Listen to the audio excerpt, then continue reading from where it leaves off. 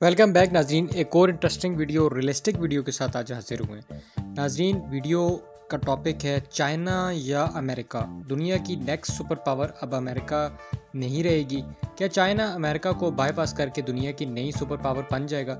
پاکستان کو اس وقت چائنا یا امریکہ ایک میں اگر چوز کرنا پڑے تو پاکستان کو کس کو چوز کرنا چاہیے؟ ناظرین، ویڈیو شروع کرتے ہیں ایک بہترین قسم کی پوئٹری سے۔ شہر میں جو کرتا تھا سانپ کے کاٹنے کا علاج، شہر میں جو کرتا تھا سانپ کے کاٹنے کا علاج، اس کے تہخانے سے سانپوں کے ٹھکانے نکلے۔ ناظرین، سلطنت گر رہی ہے۔ جب ہم چین اور امریکہ یا یورپ کا ٹیکنالوجی کے میدان میں موازنہ کرتے ہیں تو زیادہ تر لوگ صرف یہ دیکھتے ہیں کہ اس وقت کس کے پاس کون سی ٹیکنالوجی زیادہ ایڈوانس ہے، کون سا ملک فلاں شعبے میں آگے ہے اور کون سا پیچھے ہے، لیکن اکثر دو اہم فیکٹرز کو نظر انداز کر دیا جاتا ہے۔ ناظرین، پہلا فیکٹر یہ ہے کہ امریکہ اور یورپ کو ٹیکنالوجی میں ترقی کرتے ہوئے 200 سال ہو چکے ہیں، جبکہ چین نے یہی سفر صرف 40 سال میں طے کیا ہے اور آج ان کے برابر آ کھڑا ہوا ہے۔ ذرا اس رفتار کا اندازہ لگائیں ناظرین۔ اب تصویر کریں کہ ایک گاڑی 100 کلومیٹر کی فی گھنٹہ کی رفتار سے 5 گھنٹے سفر کر کے فنش لائن پر پہنچی، جبکہ دوسری گاڑی صرف 1 گھنٹے میں اسی فنش لائن پر پہنچ گئی۔ اب آپ خود اندازہ لگائیں کہ دوسری گاڑی کتنی تیز چل رہی ہوگی، 500 کلومیٹر فی گھنٹہ۔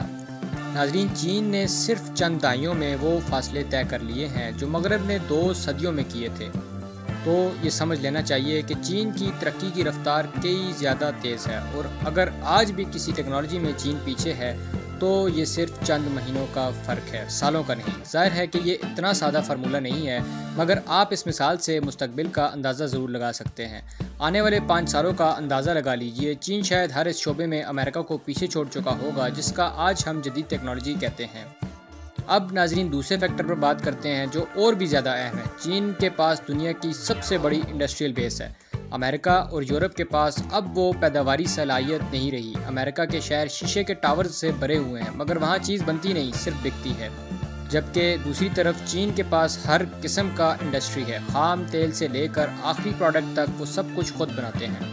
چین میں ہر شعبے کی ٹیکنالوجی موجود ہے اور اس سے ایک دوسرے سے جڑے ہوئے ہیں۔ یہی وہ چیز ہے جو لوگ محسوس نہیں کرتے۔ اگر ایک ملک ہر چیز خود بناتا ہو تو اس کی ترقی صرف رفتار کی نہیں رہتی، بلکہ وہ ایک خود مختار سائیکل میں داخل ہو چکا ہوتا ہے جو آسانی سے نہیں رکتا۔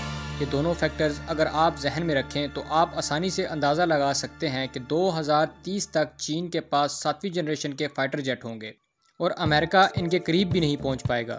چینی فوج ٹیکنالوجیز میں امریکہ سے کئی قدم آگے جا چکی ہے اور یہ امریکہ کے لیے ایک خوفناک خواب بن چکا ہے۔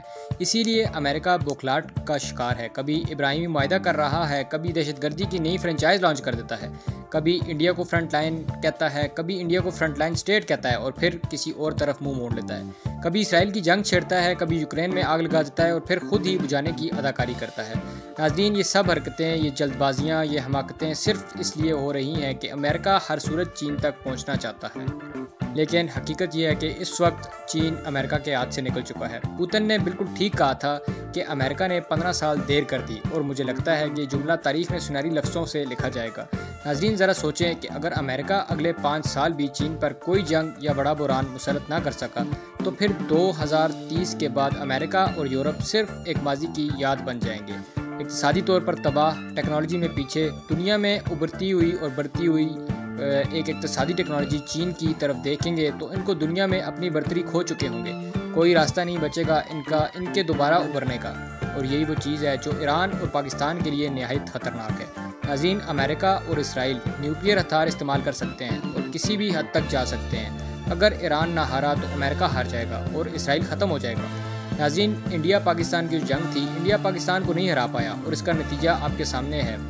دنیا میں ایک نیا ورلڈ آرڈر آ رہا ہے۔ ناظرین، پاکستان کو چاہیے کہ اس وقت چائنا اور رشیا کے ساتھ مل کے ایک اسٹرانگ بلاک کریٹ کرے، جبکہ رشیا ہمیشہ سے انڈیا کے بہت قریب تھا، پاکستان کے کبھی بھی قریب اتنا نہیں رہا، لیکن اب دوریاں جو ہیں وہ کم ہو رہی ہیں۔ نیو گورنمنٹ جو پاکستان کی ہے وہ انٹرنیشنلی اچھی ایک فارن پالیسی کو استعمال کر رہی ہے، تو پاکستان کو چاہیے کہ وہ چائنا اور رشیا کے بلاک میں رہیں۔ امریکہ اب ڈوبتا ہوا سورج ہے، اور ویسے بھی امریکہ کبھی بھی کسی کا لائل نہیں رہا، اب اس کا خاتمہ بہت قریب ہے۔ ناظرین، امید ہے آپ کو یہ ویڈیو پسند آئی ہوگی۔ انشاءاللہ دوبارہ ایک ایسی ریئلسٹک انفارمیٹیو ویڈیو کے ساتھ حاضر ہوں گے، تب تک